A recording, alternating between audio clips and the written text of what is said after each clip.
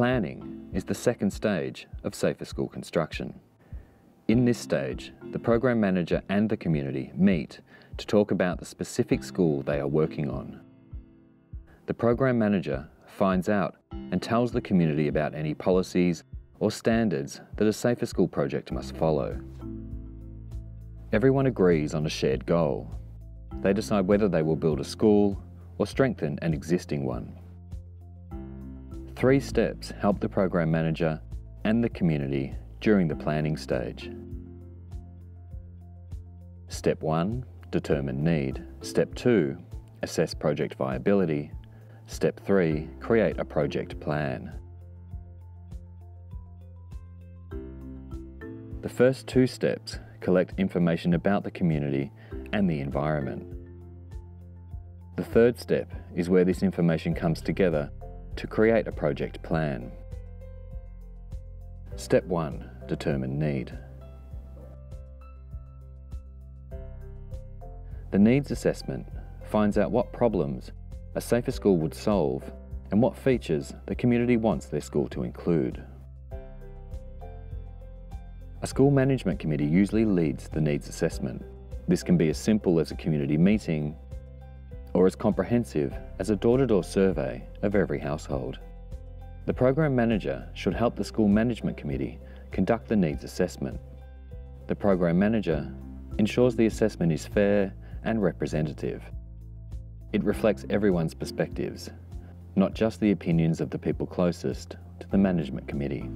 A needs assessment involves the whole community, including children, and asks questions like, what grade levels will the school have? Will the school building be used for other things? The needs assessment can find out if it will be a community shelter during a cyclone, or if it must be large enough for community meetings. The needs assessment also asks, can the school provide education for children who have not had access before? Can the school offer education for girls, students with disabilities, or ethnic minorities? A needs assessment is also where a community can dream big. It can ask, what innovations or community aspirations should the school have? Maybe community members want the school to include traditional architectural styles, or house the community's first computer. Perhaps community members agree that the school should have a playground.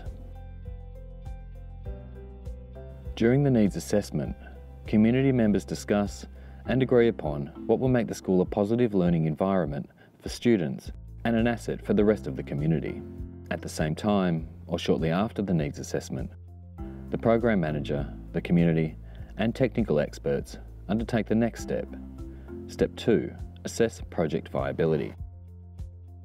To assess the viability of a safer school project, the program manager, school management committee, and technical experts conduct a feasibility study.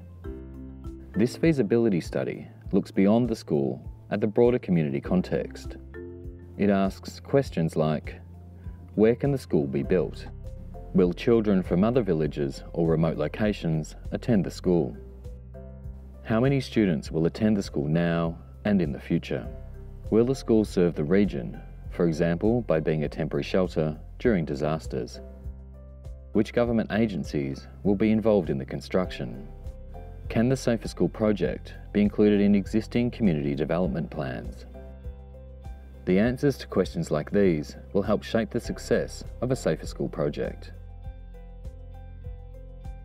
One of the most important parts of a feasibility study is figuring out what hazards could damage the school.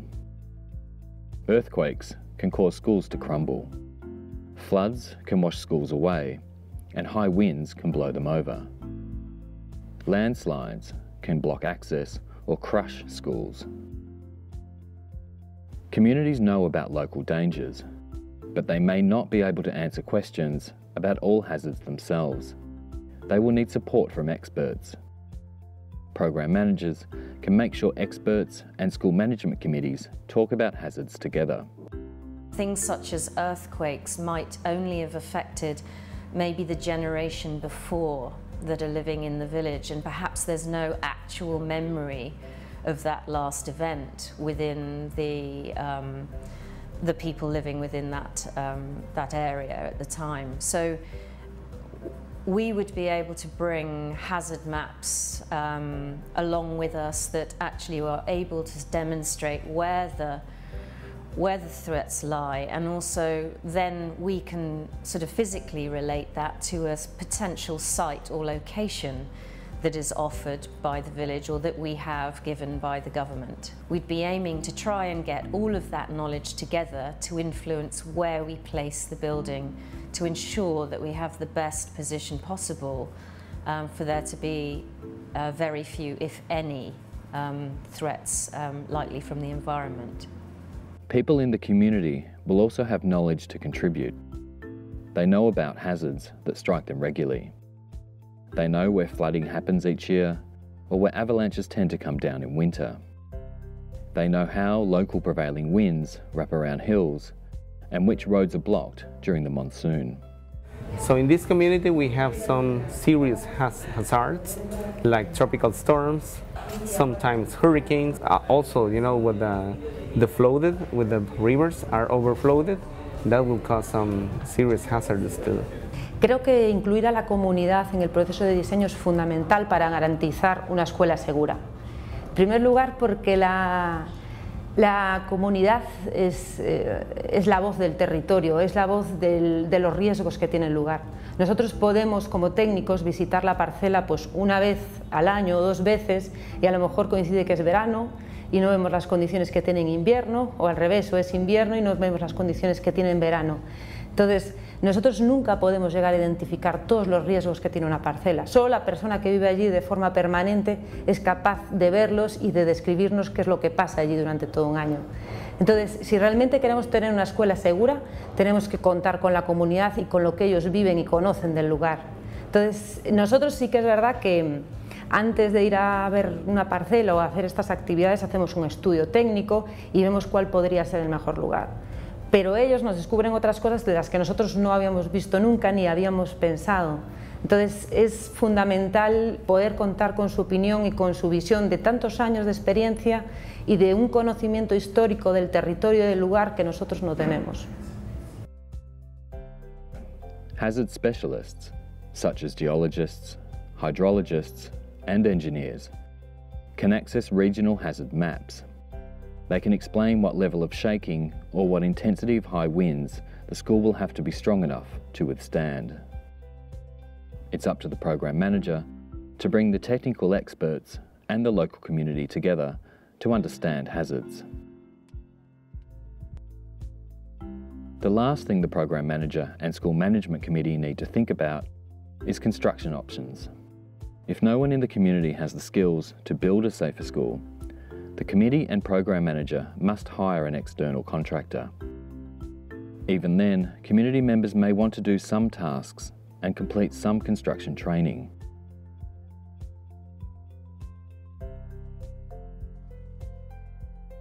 With the needs assessment and feasibility study done, the committee and program manager can move on to the third step. Step 3. Create a project plan. A project plan states when design and construction activities will happen and who will do them. It is good practice for the program manager and committee to include training workshops on safer school construction in the project plan. School management committees may also need some training in managing budgets or tracking supplies. A communications plan is also important to keep the community involved and informed. Together, the 3 steps: Step 1, determine need; Step 2, assess project viability; and Step 3, create a project plan, start a safer school project off on the path to success. Getting everyone's perspectives makes sure the school meets student needs. All participation from children to parents, school committee, program manager, local builders, and hazard specialists makes for an achievable plan. And sharing knowledge about hazards ensures the school site chosen is a safe one. Everything is now in place to begin designing the safer school.